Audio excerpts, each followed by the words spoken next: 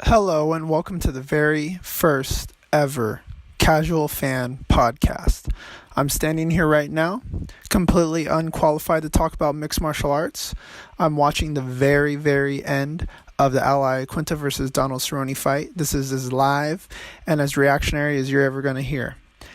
I've been drinking Evan Williams all night. Like I said, I have absolutely no mixed martial arts experience, but my cousin Sam said that I'm qualified to do this, so here we go. So what I want to do tonight is I want to talk about the fights that we just watched on the UFC Ottowa card, which honestly was a pretty damn boring card. Maybe we should ban Canadian cards because they have not been good in a while. So, because I am a casual fan, I only watched the main card. Also, I have two small children, so go fuck yourself if you think you're a better, deeper, harder fan than I am, because I really don't have time to watch all the fights. So, that first fight, as I'm trying to find it on UFC's website, was between... I'm going to butcher everyone's last name, so I really don't care. But my last name is Sanchez. The guy who won's last name is Sanchez. And let's see who he fought. Bear with me. Yeah, here we go. It was Andrew Sanchez defeated Marc-Andre. I'm not even going to pronounce his last name. So that fight was pretty lackluster. Neither guy really had very good hands, to be honest with you. Andrew Sanchez obviously had the wrestling advantage. He definitely won at least 2 of the 3 rounds. In the second round, Marc-Andre almost got him out of there. It looked like he could have knocked him out if there was some more time left, but the bell saved him, and Sanchez definitely dominated the third. But overall, that was a pretty lackluster fight, and not a surprise that Andrew Sanchez got the unanimous decision. Next was... it's funny. I'm on UFC's website, and they misspelled Walt Harris. They put Walk Harris. He defeated Sergey Spikov in the first round in under 2 minutes. Actually, under a minute. It was a 50-second knockout. That was actually an extremely exciting fight. Walt Harris does have really fast hands. His record is pretty bad. He's definitely not a very polished fighter. He probably doesn't have what it takes to go very deep in the division. But if someone is willing to stand there and bang with him, he clearly showed that he's got a lot of power, he's got a lot of speed, and he put that dude on his ass quick. He really did. That guy came in 9-0, 5 knockouts, 4 submission wins, seemed pretty well-rounded.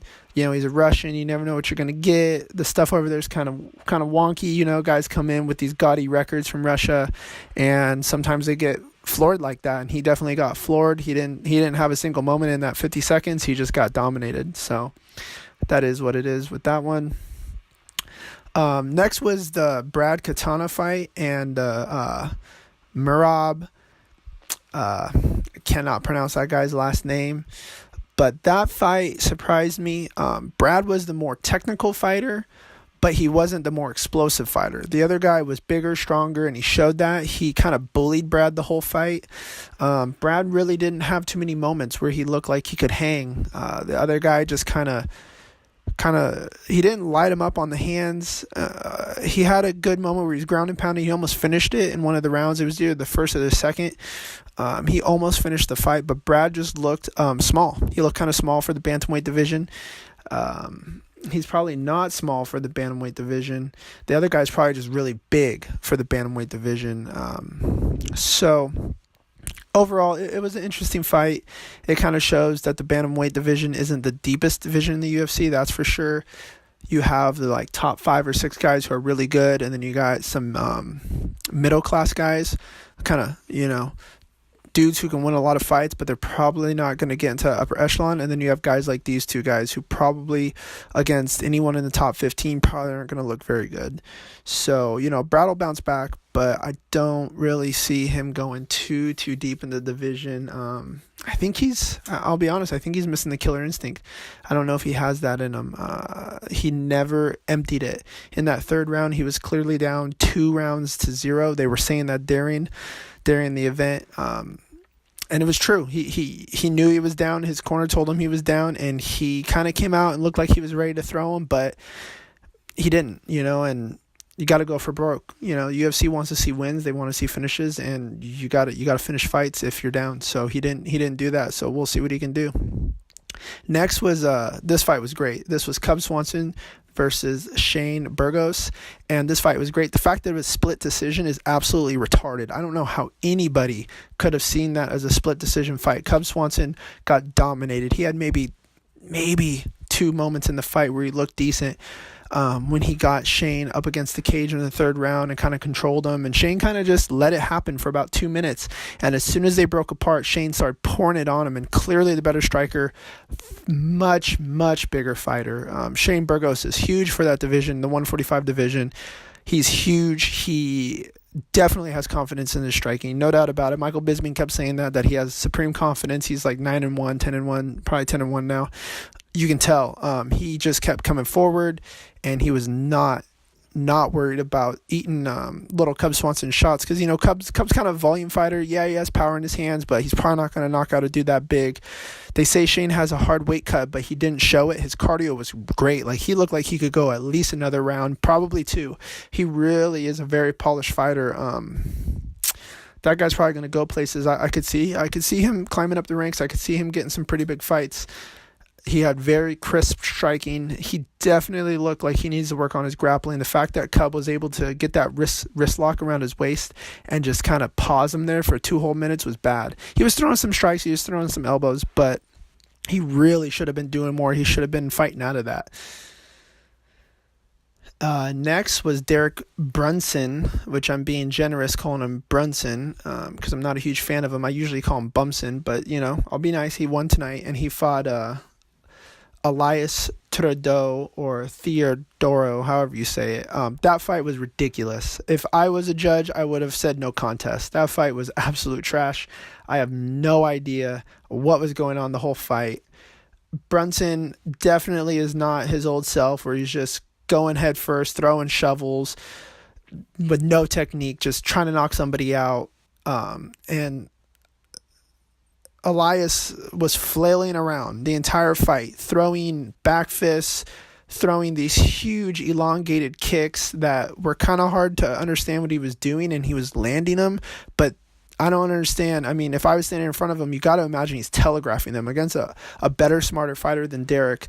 You got to imagine guys are seeing those legs coming, because he's loading up on them, and then he's emptying them, and he's emptying them from like 6 feet away. It's insane. It's crazy that they land. They're extremely long kicks. But overall, that fight was horrible. It really was. I was texting the entire fight, texting my buddy Avery. I was like, what is going on? Because neither of us could believe that fight was that bad. Like I said, it was a no contest. I'm pretty surprised Derek won, because I don't know what made him win. The takedowns, he had Elias in a little bit of trouble for a short period of time, but to be honest with you, it was bad. That fight was trash. I really don't understand how either of those guys move on from that. So we'll see. They're definitely not moving up in the rankings. I don't know how Derek can move up in the rankings from that performance, because he didn't knock him down. He had a few good moments where he had mount in the first round, but he didn't do anything with it. And Elias did not look like he knew what he was doing from his back. So it was weird that Derek allowed him to get all the way back up to his feet, and just that weird striking that was happening in that entire fight. You kind of wish you saw the old Derek Brunson, where he would have just gone head first, just started throwing those shovels and maybe knocked him out. But overall, really bad fight. Not enjoyable at all. I'm looking at this, and someone scored it 30-27 for Derek Brunson, which is even weirder, because I don't know how you could give Derek Brunson the second round. He didn't do anything in it, so that's very weird. But hey, the judges were clearly off tonight. There's no doubt about that. I mean, you got a split decision in a clear 30-27 fight with Shane Burgos. Weird. That's pretty odd that even happened. But so after that horrible co-main event that probably shamed Canada for at least until the next UFC cards there, we had a pretty good main event in Ally Quinta and Donald Cerrone. And full disclosure, going into the fight, I actually predicted that if it goes all 5, it'll be Donald. If it's a finish, it'll be Al. And that's kind of what you saw in there. Donald was way, way, way bigger than I thought he would look. You kind of forget how big Donald Cerrone is when he fights 55, because he's been fighting 70 a lot. And at 70, he just looks normal. He looks very normal. Like when he fought Leon Edwards, he looked very normal. When he fought Darren Till, he looked really small. But Donald, and when he fought, Alexander Hernandez is really small, and he knocked him out, but he didn't look as big as he did against Al. Al must be a pretty small 55er, because Donald looked huge, and he used that range, and he used the distance, and I was really surprised how far out Al stayed. I thought Al would want to kind of live in the pocket against a bigger, longer, rangy fighter like that. Clearly, obviously, they said during the entire show that the kicks were just eating Al alive. They were slowing him down. Al's got really heavy hands, but he just could not get inside and actually he couldn't put together any combinations. He had a lot of nice one-offs. He had some big shots. It didn't look like Donald was hurt at any point, but Donald also wears a great game face. So I'm sure some of those shots probably got to Donald, probably rattled his cage. But at no point did Donald look like he was in risk of being finished. There was a couple times that Al looked like he could go out. It was that front kick in the 4th round that was crazy. I mean, really big props to Al for eating the knee. I think it was in the 2nd or 3rd. He ate that huge knee. And then in the 4th, he had that kick to the face. I mean, that was pretty wild. Donald definitely laid it on him. But I got to imagine that was a 49 or a 50 point fight for Donald. I mean, he definitely dominated the entire fight. I really don't know what you do with Donald Cerrone in the 55 division. I think if you put him against guys like Justin Gaethje or Tony Ferguson or Conor McGregor, though, I mean, this is a great reason to make the Conor McGregor fight. Go ahead and make it. Conor will probably starch him, to be honest. I mean, Donald's good. Donald's old. Donald probably can't handle the power McGregor's bringing. I mean, there's probably a big difference in the amount of power that Al and Conor are bringing to the cage. But I just don't know what you do with Donald. He just beat the number 4 ranked. You could throw him against Conor. That'd be cool. I'd pay to see it probably, as long as you stack it. As long as you stack the card and you got at least one belt on there, and a good belt. I'd probably pay to see that. If you can make Donald and Tony, I don't know why you would. Tony will destroy Donald Cerrone. He will bloody him and maybe even end his career. Really, Tony's a different level of fighter. You could put Donald in there with Justin Gaethje, and Gaethje probably gets him out of there pretty quick. I can't imagine Donald can handle that kind of volume. That was what surprised me a little bit about Al. He came out and right away he just planted, and he was kind of trying to pick his shots, which I thought was weird, because I feel like against Donald you kind of want to do what Darren Till did to him, and that's just bring the pressure. You just got to walk him down. You got to bring that pressure. Don't let him pick his shots. Kind of let him be a counterpuncher, because I don't really think Donald's that great at counterpuncher. I think he's better when he's leading the fight. So I was pretty surprised that Al brought the game plan he did. Again, I think if you put him in there against a guy like Justin, who's going to walk straight forward, if you put him in there against a guy like Tony, who's going to walk straight forward, it's not going to be good. We know Poirier and Khabib are probably should fight. They will fight. I mean, they should fight if in terms mean anything, which they don't. But if they did mean anything, they should fight. But if they want to do Conor versus Donald, it'd be interesting, because Conor's kind of a counterpuncher and everything. And he has that karate style, that super sideways stance. I'd be interested in seeing it. I don't see Donald doing well in that fight. I don't. I think Conor's striking's crisp enough, and he can control the range enough where Donald's kicks and his strikes and Donald doesn't have a lot of power. As you saw, he couldn't get Al out of there. Al's got a great chin. He's got a ton of heart. He's that like Khabib said, he's a real Brooklyn gangster. He's not going to go out. He's not going to let anyone punk him. He's definitely not going to quit on his stool. So, overall, pretty bad fight card. Really not anything to write home about. Glad that I'm a ESPN Plus subscriber, and it feels like I got to watch it for free. It's $5 a month. As long as it's $5 a month, you can't bitch. I mean, really, $60 a year to get fights like that. I mean, if you're talking about a $5 fight card, yeah, I'd pay that. I would probably pay twice that, right? I'd pay $10 to see that. Not to mention the fight card last week. That was great. Jacare fighting Hermanson. Hermanson just showed his worth in that fight. But I wish I could go back, and I actually wish I could go over that card, but I'm a little swerved. I don't know if you can hear the slurring in my speech. I've had a lot of Evan Williams tonight, so they should sponsor me, really. If they were to send me a bottle of card, that'd be great. I mean, I'd sit here and I'd live stream that, just hitting the bottle and watching these fights, man. That'd be the dream. But overall, man, love the UFC. Can't wait for next weekend. I'll definitely do another one of these.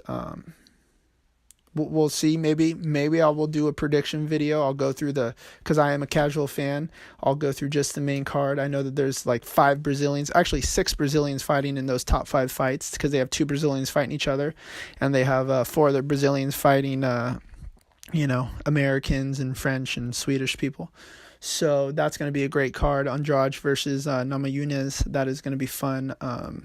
It's good to see Thug Rose getting back out there. So I'll probably put together a little quick prediction video, and then definitely do another post-fight reaction video after that. So this is the Casual Fan, James Sanchez, making this inaugural video.